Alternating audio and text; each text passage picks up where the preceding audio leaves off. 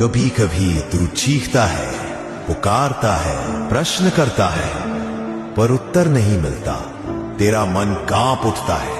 क्या महादेव ने मेरी सुनना छोड़ दिया?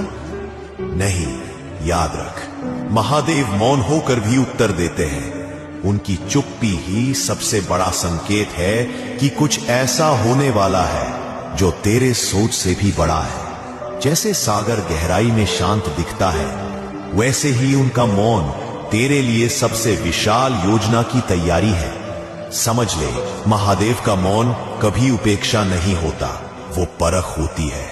तेरी भक्ति, तेरे विश्वास, तेरे सब्र की परीक्षा होती है। आज वो चुप है क्योंकि तेरी आत्मा को मजबूत होना है। आज तू अकेला महसूस करता है क्योंकि वो तुझे भीतर से अजय बनाना चाहते हैं। जब देवों के देव उत्तर नहीं देते तो समझ ले कि उनकी कलम से